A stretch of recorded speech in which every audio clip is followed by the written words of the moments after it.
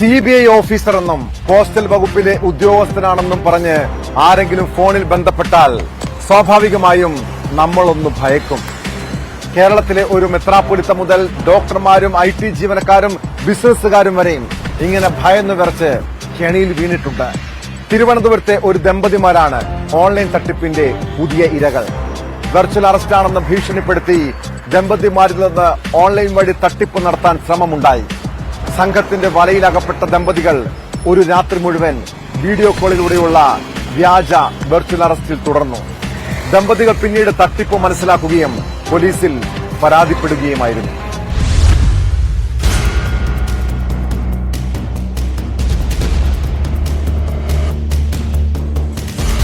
കാലടി സ്വദേശിയായ ബിസിനസ്സുകാരനെയാണ് മുംബൈയിൽ മയക്കുമരുന്നുൾപ്പെടുന്ന പാഴ്സൽ എത്തിയിട്ടുണ്ടെന്ന പേരിൽ തട്ടിപ്പ് സംഘം വലയിൽ വീഴ്ത്തിയത്.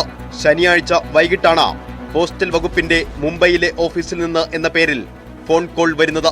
തുടർന്ന് വകുപ്പിലെ ഉദ്യോഗസ്ഥനാണെന്ന് പരിചയപ്പെടുത്തിയ ആൾ ബിസിനസ്സുകാരന്റെ പേരും ആധാർ നമ്പറും പറഞ്ഞ ശേഷം UAEയിൽ നിന്ന് പാഴ്സൽ എത്തിയതായി അറിയിച്ചു. വിശ്വാസ്യതയ്ക്കായി അയച്ച ആളിന്റെ വിലാസവും ഫോൺ നമ്പറും നൽകി.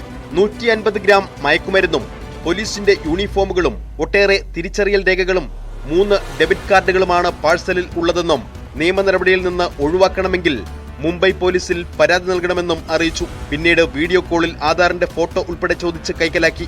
തുടർന്ന് മുംബൈ പോലീസിലെ ഉന്നത ഉദ്യോഗസ്ഥനാണെന്ന് പരിചയപ്പെടുത്തി വന്നയാൾ യൂണിഫോമിലെത്തി ചോദ്യം ചെയ്യാൻ ആരംഭിച്ചു. ഭാര്യയെ കൂടി വീഡിയോ കോളിൽ ഉൾപ്പെടുത്താൻ ആവശ്യപ്പെട്ടു. രാജ്യദ്രോഹ കുറ്റം ആരോപിച്ച് അറസ്റ്റിലാണെന്ന് അറിയിച്ചു. സുപ്രീം കോടതിയുടെ വിധി ഉൾപ്പെടെ അയച്ചു കൊടുക്കുകയും ചെയ്തു. CBIയും EDയും വീട്ടിലെത്തി അറസ്റ്റ് ചെയ്യുമെന്നും ഭീഷണിപ്പെടുത്തി.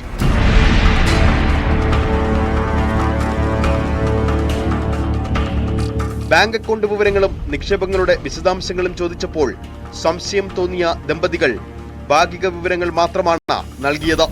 വൈകുന്നേരം 6 മുതൽ പുലർച്ചെ വരെ ഭീഷണി കോൾ തുടർന്നു. സംശയം തോന്നിയ ദമ്പതികൾ പിന്നീട് അവഗണിച്ചതോടെ തട്ടിപ്പ് സംഘം പിൻവാങ്ങുകയായിരുന്നു. തട്ടിപ്പ് സംഘത്തിനെതിരെ ദമ്പതികൾ സൈബർ സെല്ലിനും കരമന പോലീസിനും പരാതി നൽകിയിട്ടുണ്ട്. ന്യൂസ് 18 തിരുവനന്തപുരം.